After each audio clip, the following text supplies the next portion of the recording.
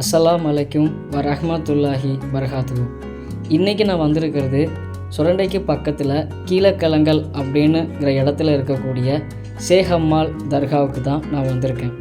இந்த தர்காவுக்கு எனக்கு தெரிஞ்ச ரூட்டு திருநெல்வேலியில் இருந்து ஆலங்குளம் வந்து ஆலங்குளத்தில் இருந்து சுரண்டை வழியாக கீழக்கலங்கல் அப்படின்னு சொல்கிற இந்த இடத்துக்கு வந்தால் ஷேக் அம்மாள் தர்காவுக்கு கண்டிப்பாக வந்துடலாம்.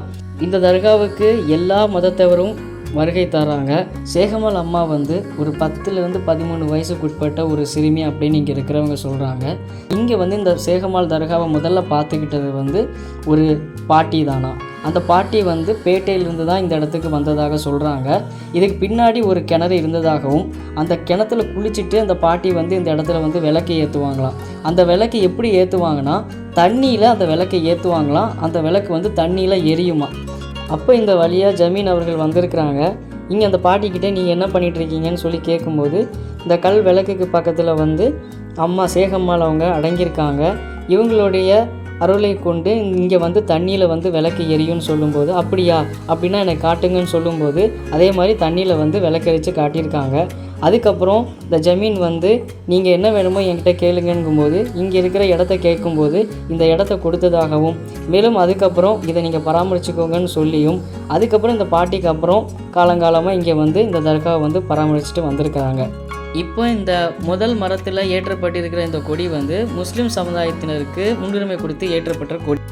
இப்போ இந்த 2வது மரத்தில் ஏற்றப்பட்டிருக்கிற கொடி வந்து இந்து சமுதாயத்திற்கு முன்னுரிமை கொடுத்து ஏற்றப்பட்ட கொடி. இது வந்து முன்னாடி வந்து அரண்மனையிலிருந்து கொண்டு வந்து இங்கே ஏற்றுவாங்களாம். இது அரண்மனை கொடி அப்படின்னு சொல்கிறாங்க. இப்போ வந்து அவங்களாகவே இதை தச்சு இந்த கொடி இங்கே ஏற்றுறாங்க. இப்போ இந்த மரத்தில் ஏற்றப்பட்டிருக்கிற கொடி வந்து நிறைப்பிறை கொடி. சாபான் மாதம் பிறை 1 அன்று ஏற்றப்பட்ட கொடி. அதிலிருந்து 20 நாள் கழித்து தான் சாபான் பிறை 19 அந்த ஹிந்து சமுதாயத்திற்கு முன்னுரிமை கொடுத்து ஏற்றப்பட்ட கொடியை முதல்ல ஏற்றிட்டு தான் அதுக்கப்புறம் முஸ்லீம் மதத்தினருக்கு முன்னுரிமை கொடுத்து ஏற்றப்பட்டிருக்கிற 2வது கொடி சாபான் 20 ஏறுமா. சாபான் பிறை 1லிருந்து 20 நாள் கழித்து சாபான் பிறை 19, 20 இங்கே கொடியேற்றம் நடக்குது. இறைவனுடைய பேரருளை கொண்டு ஷேக் அம்மாவுடைய துவா பரக்கத்தை கொண்டு குழந்தை வரம் தேடி வர்றவங்க கண்டிப்பான முறையில் இந்த இடத்துல குழந்தை வரம் கிடைக்க பெறுறாங்கங்கிறது இங்கே வந்து நடக்கக்கூடிய ஒரு சிறப்பான விஷயம். வெள்ளிக்கிழமை வந்து விசேஷமான நாளாக இங்கே வந்து எல்லோரும் வந்து அதிகமான முறையில் வர்றாங்க. 2:30க்கு மேலேயே வந்து தர்காவை திறந்துருவாங்களாம்.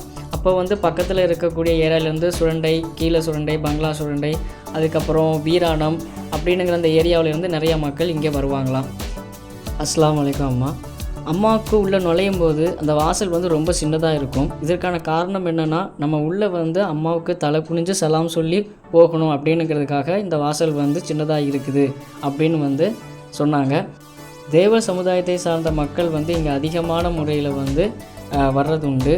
மேலும் பிற மதத்தினரும் இங்கே அதிகமான முறையில் வர்றாங்க. இந்த தர்கா வந்து எப்போவுமே 5 மணிக்கு மேலே வந்து திறந்துருக்கும்.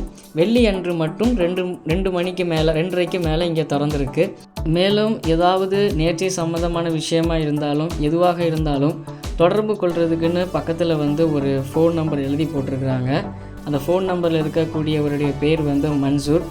அதனால் அவங்கள நம்ம வந்து காண்டாக்ட் பண்ணிவிட்டு இங்கே வந்தோம் அப்படின்னா நாங்கள் தர்காவை பார்க்கணும், நாங்கள் ஜியாரத்து பண்ணணும் அப்படின்னு சொன்னால் அவங்க வந்து உதவி செய்வாங்க. இன்ஷா அல்லாஹ் எல்லாத்தையும் நல்லபடியான முறையில் நான் இங்கே எத்தி வச்சுருக்கேனுங்கிற நம்பிக்கையோட யாரும் இந்த தர்காவை பார்க்காத மக்கள் கண்டிப்பாக எந்த ஒரு தொலைவில் இருந்தாலும் ஷேக் அம்மாள் அவங்கள ஜியாரத்து செய்திருப்பாங்கங்கிற நம்பிக்கையோட அஸ்ஸலாமு அலைக்கும் வரஹ்மத்துல்லாஹி வரகாத்துஹு.